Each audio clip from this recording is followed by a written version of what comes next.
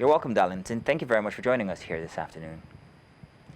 So let's start by asking, is acknowledging the error and taking responsibility for civilian deaths enough? Well, at least it's a step in the right direction. It was an accident. It was not a deliberate act. And if the Air Force is claiming a responsibility and then apologizing to the persons, and beyond that, they have also gone ahead to promise that they were going to help financially, and then provide some amenities for the people, even provide repair or rebuild houses that were damaged, and then provide the motorbikes that were also damaged in the course of that area strike. This is one of the areas, some of the accidents that do occur, particularly when bandits and terrorists, try to make use of areas that are habited by the citizenry. So we had a similar case in Sokoto before that, and also in Kaduna as well.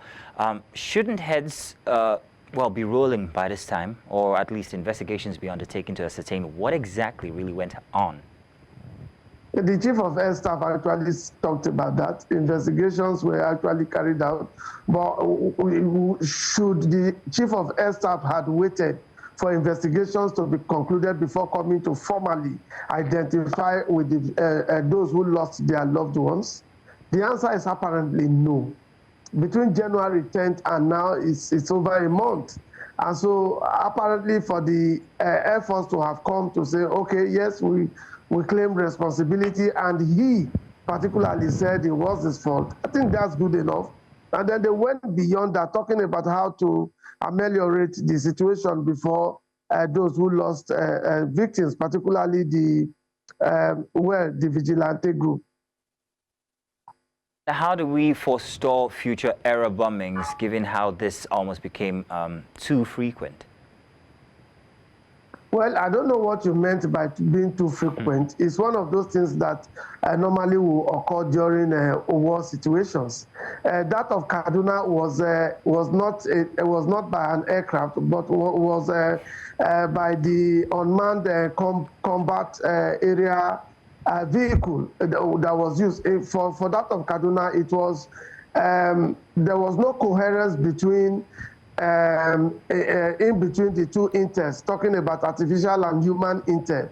I think they based their decisions by the soldiers. That of Kaduna was by the soldiers, and they based their decision on artificial intelligence, which was not corroborated by human intelligence. That was why we had that situation in Kaduna. Particularly, again, that was an area. That area in Kaduna was area where bandits usually were found.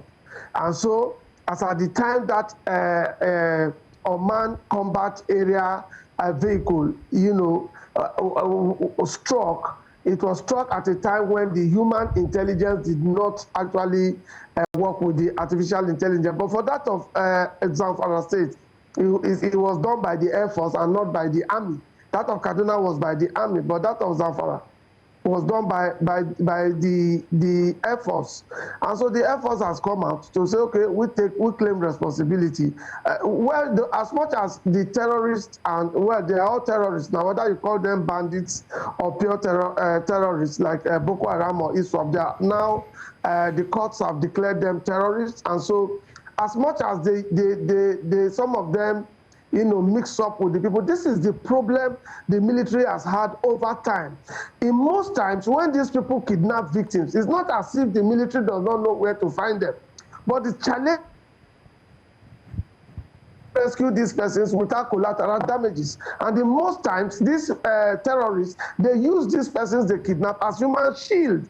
That's why it becomes so difficult in most times for the military to actually, move swiftly, attack these people swiftly, and then get these persons out. So it's an accident. It's painful that it happened, and then it's painful. There's nowhere in the world where you don't have such things happening at times of war.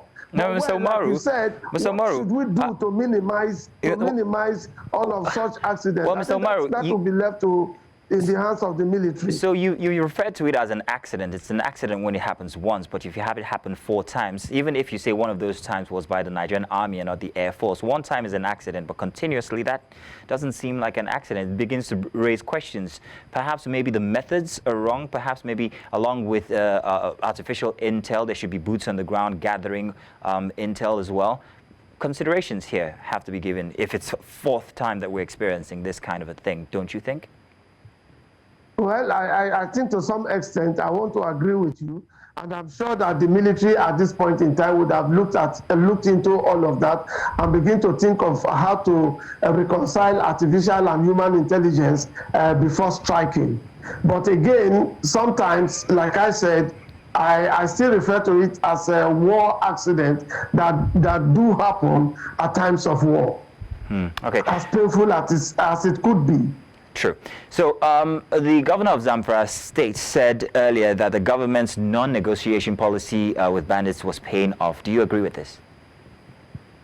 Well, I do not agree with him. I don't want to agree with him because his predecessor adopted the kinetic approach at a point in time, and there was ceasefire.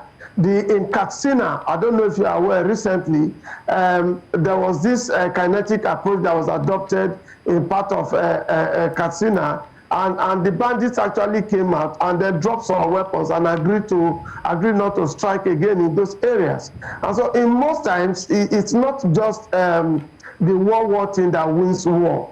It's sometimes you adopt the non-kinetic approach. Just as his predecessor didn't follow up with the complete agreement he had with the bandits. And so they had to go back to the forest because they were not being paid as agreed for them to leave or drop the criminal activity they were indulging.